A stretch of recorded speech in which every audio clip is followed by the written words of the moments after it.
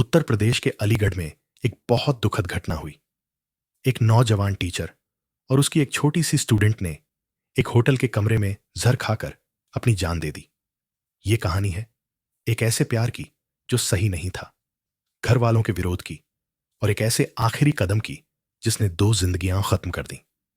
सोमवार के दिन दिल्ली कानपुर रोड पर खेरेश्वर चौराहे के पास एक होटल है जिसका नाम है द रॉयल रेस्पाइट। यहीं पर एक बहुत बुरी खबर सामने आई। 25 साल का चंद्रभान, जो एक प्राइवेट स्कूल में टीचर था, उसने सुबह करीब 8 बजे एक कमरा लिया था। कमरे में उसके साथ उसकी 14 साल की स्टूडेंट भी थी। करीब 10 घंटे बाद शाम के 6 बजे के आसपास होटल के नौकरों ने कमरे का दरवाजा खटखटाया। अंदर से कोई आवाज नहीं आई। जब उन्होंने दूसरी चाबी से दरवाजा खोला तो अंदर का मंजर देखकर वो हैरान रह गए। कमरे में चंद्रभान और उसकी 14 साल की स्टूडेंट की लाशें पड़ी थीं।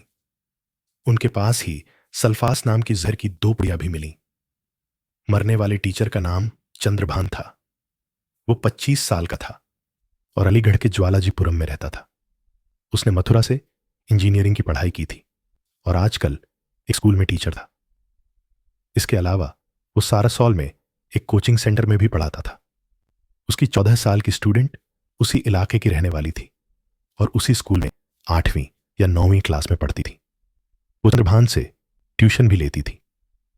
शुरुआती जांच में पता चला है कि चंद्रभान और उस लड़की के बीच प्यार था। यह प्यार उनके स्कूल में शुरू हुआ, जहां चंद्रभान टीचर था और वो लड़की पढ़ती थी। बाद में लड़की चंद्रभान से ट्यूशन पढ़ने लगी, जिससे वो और भी करीब आ गए। लेकिन उनका यह रिश्ता घर और समाज में किसी को पसंद नहीं था। करीब 3 महीने पहले दोनों के घर वालों को इस बारे में पता चल गया था और उन्होंने इसका बहुत विरोध किया था। लड़की के घर वालों ने तो उसकी ट्यूशन भी बंद करवा दी थी और स्कूल में भी ध्यान रखने लगे थे। चंद्रभान के पापा ने भी उसे समझाया था कि यह सब ठीक नहीं है और लड़की के घर वालों से भी बात की थी। इतनी कोशिशों के बाद भी दोनों एक साथ रहना चाहते थे। शायद घर और समाज के दबाव की वजह से ही उन्होंने इतना बड़ा कदम उठा लिया।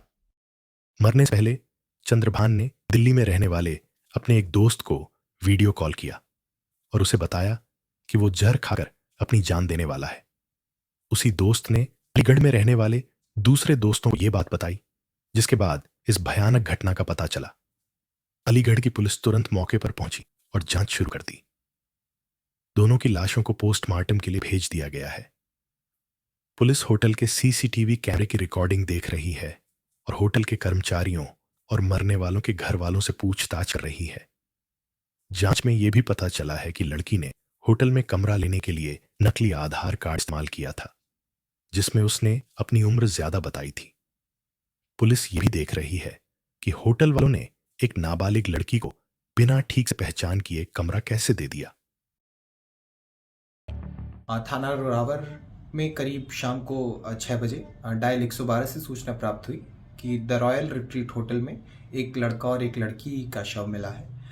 मौके पर पुलिस पहुंची तो उन्हें पाया गया कि 24 वर्षीय चंद्रभान और एक नाबालिग लड़की का शव होटल के कमरे में पाया गया है। प्रथम दृष्टया यह जहर खाकर आत्महत्या करने का प्रकरण मालूम पड़ रहा है। मौके पर पुलिस ने दोनों बॉडीज़ को पंचायतनामा करके पोस्टमार्टम के लिए भेज दिया है। विधिक कार्रवाई प्रचलित है तथा तहरीर प्राप्त कर अग्रिम विधिक कार्रवाई की जाएगी। आसपास के लोगों ने बताया है कि इस इलाके में ऐसे बहुत से होटल हैं जहां अक्सर स्कूल की ड्रेस में लड़के लड़कियां आते जाते दिखते हैं। लोगों का यह भी कहना है कि ये होटल नकली पहचान पत्र पर भी नाबालिगों को कमरे देते हैं और शिकायत करने पर भी पुलिस कोई खास कार्रवाई नहीं करती। यह दुखद घटना कई सवाल खड़े करती है। टीचर और स्टूडेंट का रिश्ता कैसा होना चाहिए? छोटे बच्चों के प्यार को कैसे समझना चाहिए? और जब घर या समाज किसी रिश्ते को नहीं मानते तो उसका क्या बुरा नतीजा हो सकता है?